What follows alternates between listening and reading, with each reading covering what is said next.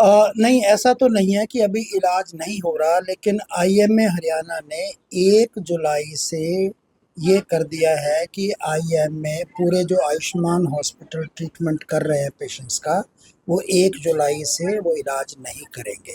इसके बारे में सीएमओ को, डीसी को और सीईओ आयुष्मान को हमने अपनी रिप्रेजेंटेशन भी दे दी है कि 1 जुलाई से हम इलाज नहीं कर पाएंगे। ये हमारी मजबूरी है, और मजबूरी के कारण नंबर एक तो ये है कि जो पेमेंट्स होती है वो टाइम पे नहीं होती। जैसे कि जो एमओयू है उसमें ये दर्शाया गया है, उसमें ये लिखा गया है कि जो भी हम काम करेंगे उसकी 21 दिन के बाद पेमेंट आ जाएगी। पर कई बार क्या, यानी कि ज़्यादातर, मोस्ट कॉमनली 3-3 4-4 महीने हो जाते हैं तो पेमेंट्स आने में लग जाते हैं। और जो हॉस्पिटल्स को, जो कई डॉक्टर्स को पैसा देना पड़ता है, बेहोशी वाले डॉक्टर को देना पड़ता है, दवाइयों वालों को देना पड़ता है, इम्प्लांट्स को देना पड़ता है, तो वो उनको दे नहीं पाता, इसलिए वो मजबूर हो जाता है कि पेशेंट का वो काम ना करें। तो एक तो हमारा ये पॉइंट्स है कि पेशेंट्स की जो पेमेंट है आयुष्मान हॉस्पिटल की, वो टाइम पर आने चाहिए। दूसरा बिंदु ये है जिसके बारे में हमारी डिमांड है आईएमए हरियाणा की, डिडक्शंस। मान लो कोई पेशेंट का जो काम किया है वो 20,000 का काम किया है या 15,000 का काम किया है, तो उसमें कई बार डिडक्शन बहुत कर ली जाती है, यानी 3,000 या 1,800 या 2,000 रुपये दे दिए जाते हैं। हमारा ये कहना है, आईएमए का ये कहना है कि जो डिडक्शन करी जाए, जिस समय पेशेंट एडमिट किया जाए उस समय बता दिया जाए कि इतने पैसे ही मिलेंगे।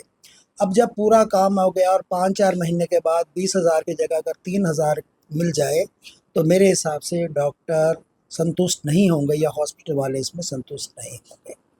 तीसरा बिंदु ये है कि सेंट्रल सरकार ने एक वर्ज़न है 2022, जो ये बताता है कि कोई काम किस रेट पर होगा। तो ये 2022 वर्ज़न है, ये 1 साल से सेंट्रल गवर्नमेंट ने लागू कर दिया है, लेकिन हमारी स्टेट गवर्नमेंट ने इसे लागू नहीं किया, तो इसे जल्द से जल्द लागू किया जाना चाहिए। और चौथा बिंदु ये है कि सीरियस पेशेंट को हॉस्पिटल वाले ले नहीं पाते, क्योंकि पैकेज इतने छोटे हैं या इतने कम हैं। मान लो सीरियस पेशेंट का दवाइयों समेत, टेस्टों समेत सब कुछ, टेस्ट, दवाई, डॉक्टर, नर्सिंग सब का मिला के 3-4 हज़ार रुपये फ़ीस है। इतने में इलाज मेरे ख्याल से एक सीरियस पेशेंट है करना असंभव होता है। तो हॉस्पिटल्स वाले इसको चाहे अनचाहे इधर-उधर रेफ़र कर देते हैं। इससे पेशेंट्स का या जनता का नुकसान होता है। तो मेरे हिसाब से पैकेजेस कुछ इस ढंग से किए जाएँ, कम से कम हॉस्पिटल वाले उसको आराम से उसका इलाज कर सकें।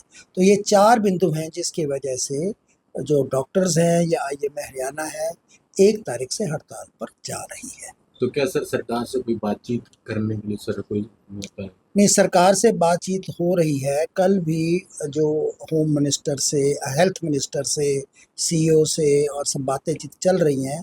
देखते हैं कोई सॉल्यूशन मिल जाता है। हम तो चाहते हैं कोई सॉल्यूशन मिल जाए, पर अगर ये समस्याएं ना सॉल्व हुई तो हड़ताल पे जाना या अपने काम को सस्पेंड करना, मुझे लगता है कि आईएमए की मजबूरी हो जाएगी। तो सर अभी सर जो आयुष्मान के जो कार्य जो है चल रहे हैं, अभी तो पूर्णतः चल रहे हैं। 1 जुलाई के बाद जो आईएमए हरियाणा ने जो कॉल दी है वो 1 जुलाई से दी है।